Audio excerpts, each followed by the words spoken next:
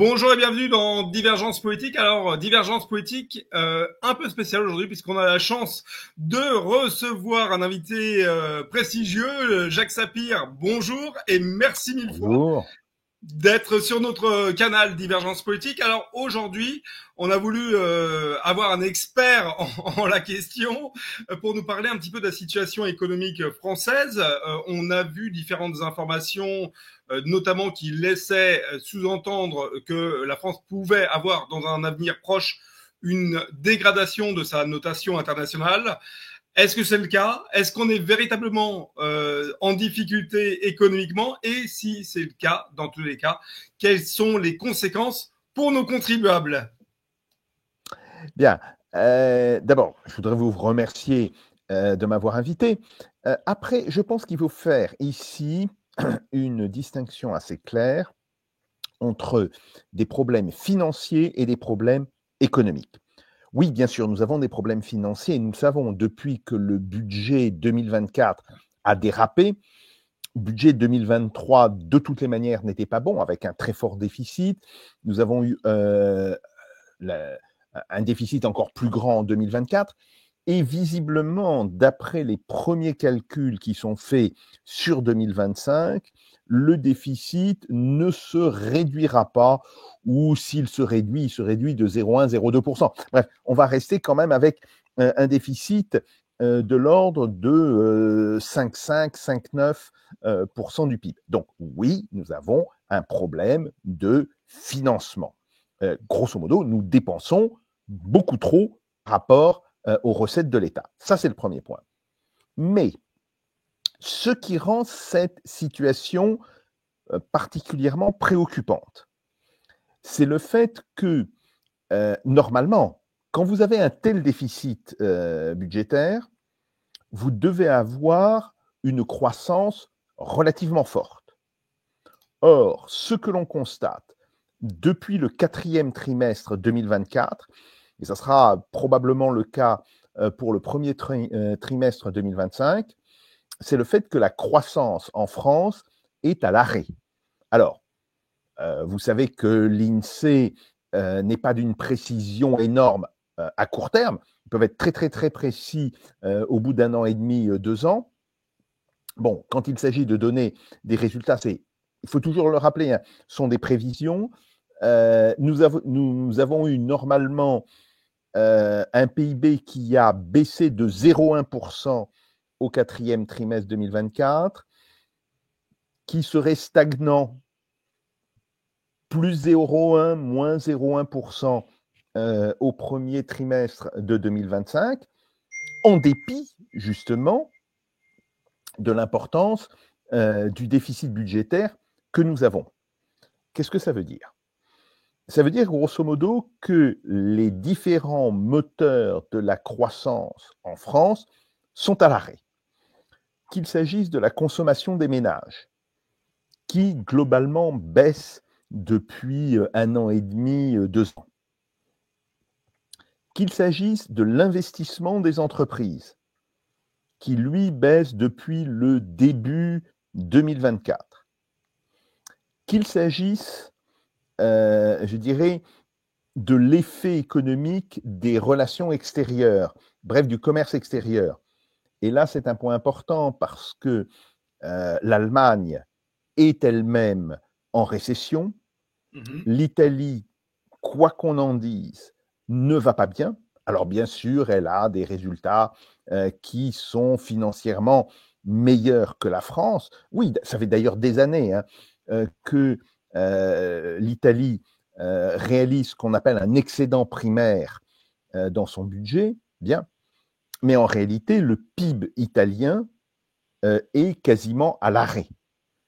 Donc, nous n'avons pas de moteur de croissance interne, nous n'avons pas de moteur de croissance par l'exportation ou par l'activité économique extérieure, et c'est le troisième point qui me semble, lui, particulièrement grave, la productivité du travail en France est stagnante depuis 2021-2022.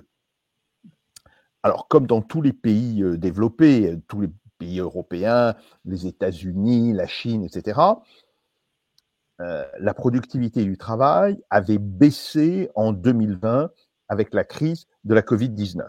Bien. Et on s'attendait, moi le premier d'ailleurs, à ce que la productivité du travail reprenne fortement dans la deuxième moitié de 2021 et en 2022. Ça n'a pas été le cas. Ce qui fait qu'actuellement, il y a un décalage d'environ 8% entre là où devrait être la productivité du travail en France, si on avait continué après la crise de la Covid sur le rythme de croissance de la productivité qui était habituel depuis plusieurs années, et la situation actuelle. Pourquoi est-ce que c'est particulièrement grave?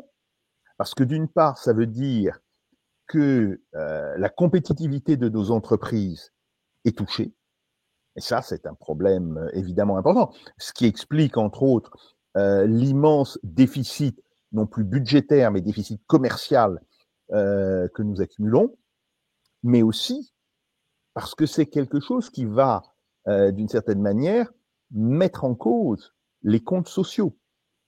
Il faut savoir que la croissance de la productivité du travail était essentielle pour assurer la stabilité de nos comptes sociaux.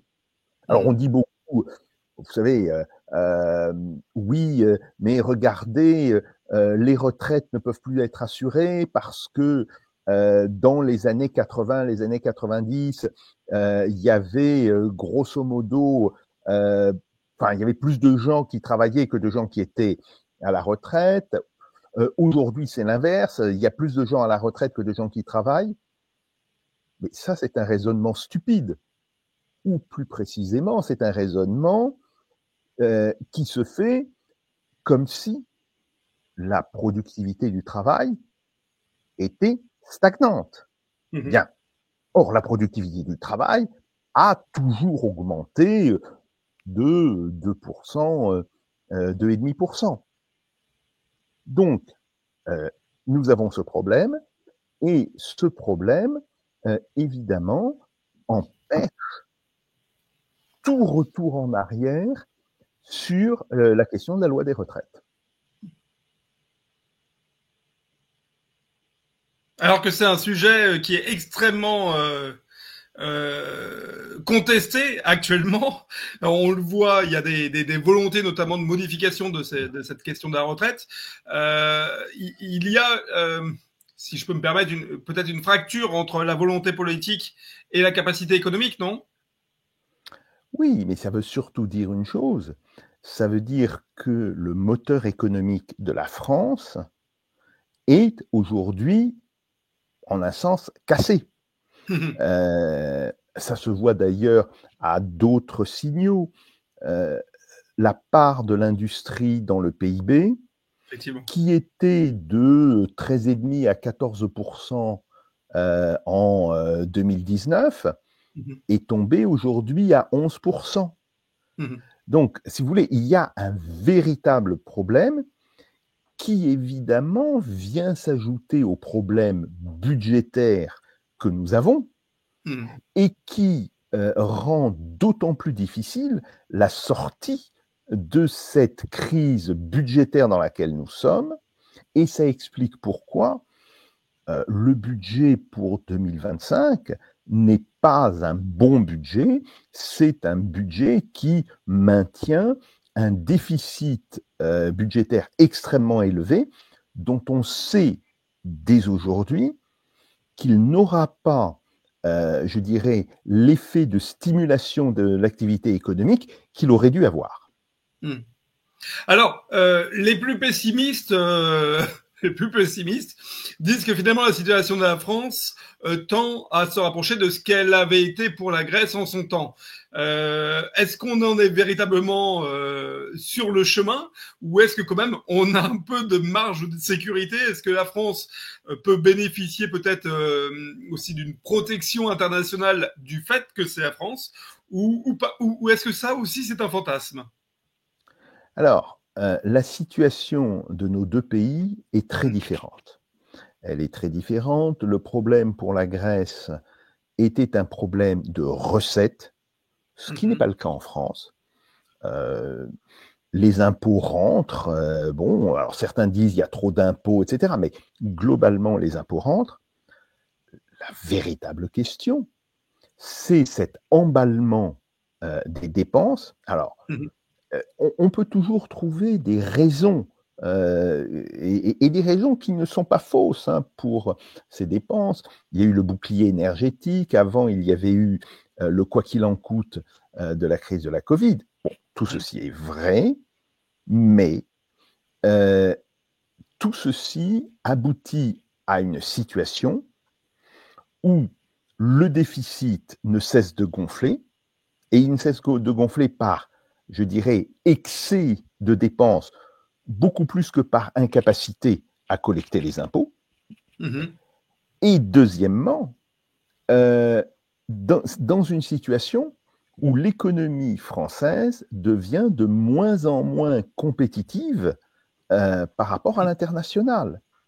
Et comme en plus nous sommes entourés d'autres pays qui connaissent des problèmes économiques extrêmement sérieux, comme l'Allemagne. Bon, l'Allemagne, c'est le problème du coût de l'énergie qui est en train de tuer l'industrie allemande, comme l'Italie, comme les Pays-Bas. Eh bien, nous sommes dans une situation qui n'est pas équivalente à la Grèce, parce que c'est tout à fait un autre mécanisme, mais qui n'en est pas moins extrêmement préoccupante. D'accord.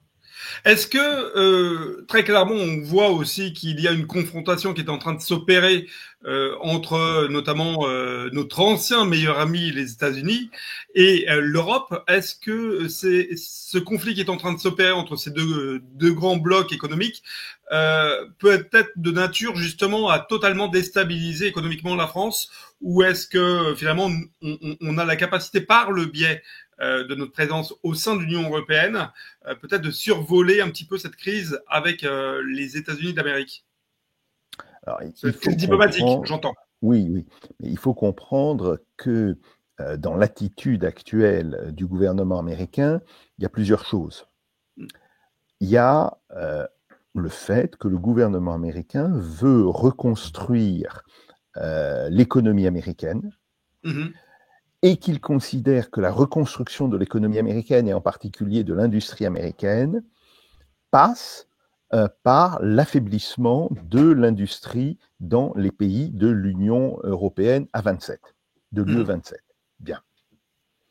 Donc ça, c'est un premier problème. Après, nous avons le problème qui est lié, je dirais, à la forme de retrait politique des États-Unis hors d'Europe. C'est pas quelque chose d'ailleurs de tout à fait anormal, il faut le rappeler. Il n'y avait pas de raison à ce que les États-Unis maintiennent ad vitam aeternam leur protection sur l'Europe. Bon. Mais évidemment, c'est la conjonction des deux qui pose un problème. Alors, maintenant, concrètement, le pays qui est le plus visé, c'est incontestablement l'Allemagne. Et si un pays a beaucoup à perdre dans cette situation, c'est l'Allemagne, dont d'ailleurs toute une série d'entreprises, toute une série d'industriels commencent à envisager très sérieusement de se délocaliser aux États-Unis. C'est un petit peu moins le cas pour la France, parce que ce qui survit de notre industrie, et je rappelle que l'industrie française, c'est l'industrie française, c'est 11% du PIB, l'industrie allemande, c'est 23% du PIB. Donc, c'est quand même quelque chose de tout à fait différent. Ce qui survit de l'industrie française est une industrie qui est extrêmement spécialisée dans certains secteurs, et qui sont en règle générale des secteurs où la question du prix joue assez faiblement. Alors, que ce soit le luxe, que ce soit des exportations de nourriture très haut de gamme, etc., ou que ce soit l'exportation de biens aéronautiques qui sont utilisés par l'industrie américaine. Et donc, par exemple, si Donald Trump maintient son idée de taxer à 20% les produits venant de l'Union européenne, je suis sûr qu'il fera une exception pour un certain nombre de produits français aéronautiques, en particulier sur les moteurs, parce que s'il maintenait ces taxes, ça voudrait dire que le prix des avions américains monterait. Donc voilà, il y a cette situation qui fait que nous ne sommes pas, bien sûr nous serons touchés, mais nous ne sommes pas le pays le plus visé dans cette histoire. Par contre, ça va viser, et ça vise d'ailleurs explicitement un pays comme l'Allemagne, et effectivement, si l'Allemagne va mal, nous irons mal aussi. Il faut en avoir conscience. Donc, nous ne sommes peut-être pas la première des cibles de la politique américaine, mais nous pourrions être une cible par ricochet, ou disons, nous pourrions être touchés par ricochet par les effets de cette politique américaine. Alors, dernière question, peut-être que j'aimerais avoir de votre part, dernière réponse, pardon, que j'aimerais avoir de votre part. On voit que beaucoup d'épargnants français commencent à être extrêmement exsangues. Finalement, on a toujours présenté la France comme un pays où il y avait beaucoup finalement d'argent placé en banque de la part des foyers. Ça commence à être de plus en plus visiblement difficile pour nos concitoyens. Est-ce qu'il faut s'inquiéter économiquement pour les foyers qui sont plus modestes ou ce qu'on appelait à l'époque les classes moyennes qui semblent être véritablement celles sacrifiées ces dernières décennies? Si vous voulez, il y a plusieurs problèmes. Il y a d'abord un problème de la montée de la pauvreté. La part de la population qui est sous le taux de pauvreté est aujourd'hui d'à peu près 14%. C'est quand même significatif. Bon, ça c'est un premier point. Deuxièmement, quand on regarde dans la structure de la consommation, on voit que le poste qui a le plus baissé, ce sont les consommations alimentaires. Donc ça veut dire que ce sont les ménages, je dirais, des classes moyennes inférieures, les ménages populaires, les ménages des classes moyennes inférieures, qui sont le plus touchés par la combinaison de hausse des prix, de relative dégradation des salaires. Encore que, si vous prenez la moyenne des salaires, la moyenne des salaires a augmenté par rapport à l'inflation. Elle est aujourd'hui supérieure, sauf que on voit que c'est les salaires de certaines branches qui ont beaucoup augmenté, pas les autres. Donc, il y a un vrai problème ici de calcul à la moyenne. Bon. Donc, oui, il y a un problème très net d'appauvrissement d'une partie, je ne dis pas de toute la population, c'est pas vrai, mais d'une partie assez importante de la population, ce qui, évidemment, aura des conséquences, en particulier dans une situation où on a un certain nombre de prix qui montrent une très faible élasticité, comme les prix des logements, par exemple.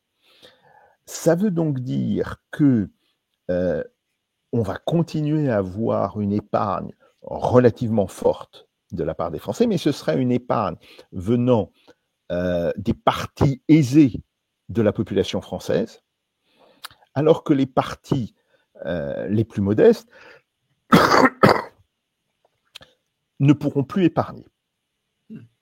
Ça pose un vrai problème quant à la nature de l'épargne, parce que je dirais que les couches les plus aisées de la population ont une épargne qui est en réalité une épargne très financière. Ce n'est pas le cas pour le reste de la population. Et donc, ça devrait dire qu'il y aurait probablement une forme de dissociation entre une épargne financière qui continuerait à augmenter et une épargne non financière, en particulier en logement, qui resterait aujourd'hui relativement étale. Bon, il faudrait regarder de plus près le marché du logement, mais c'est un petit peu ce que l'on peut craindre. le véritable problème, je vais vous dire, c'est pas tant au niveau de l'épargne qui se pose. C'est si vous regardez au niveau de l'investissement. Et en réalité, l'épargne est aujourd'hui supérieure à l'investissement. Alors, quand je dis supérieure à l'investissement, il est clair que je ne tiens pas compte des investissements financiers. Avec l'investissement financier, ça s'équilibre. Il y a en réalité une forme d'égalité ou d'équivalence entre l'épargne et l'investissement.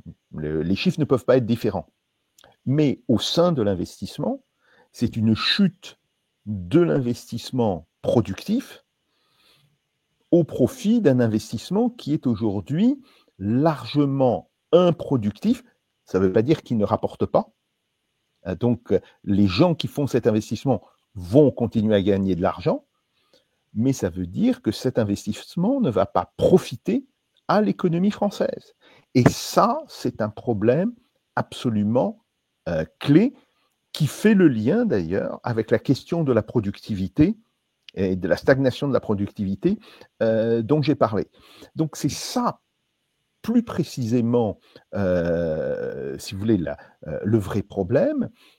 Et on voit bien que si on veut attirer l'épargne des ménages vers des investissements productifs, il faudrait pouvoir rémunérer de manière très forte cet investissement productif, et ça, ce n'est pas possible. Donc, là, nous sommes face à un véritable problème.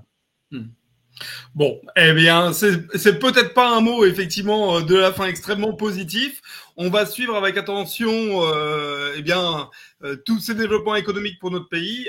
Jacques Sapir, je rappelle que au-delà de l'économiste reconnu que vous avez aussi une compétence, elle aussi recherchée notamment sur l'économie russe. C'est un sujet extrêmement passionnant, alors qu'on n'a pas abordé aujourd'hui puisqu'on est resté franco-français, mais sur lequel, si vous me l'accordez, le plaisir, j'aimerais beaucoup que nous discutions dans l'avenir sur ce canal. La question de justement de l'impact de cette guerre en Ukraine économiquement sur la France et sur l'Europe, c'est quelque chose d'absolument passionnant que j'aimerais 1000 fois dans le futur dialoguer avec vous. En tout état de cause, Jacques Sapir, 1000 fois merci encore une fois de nous avoir consacré du temps sur ce canal Divergence Politique. À très bientôt. Merci beaucoup. Merci beaucoup. Au revoir.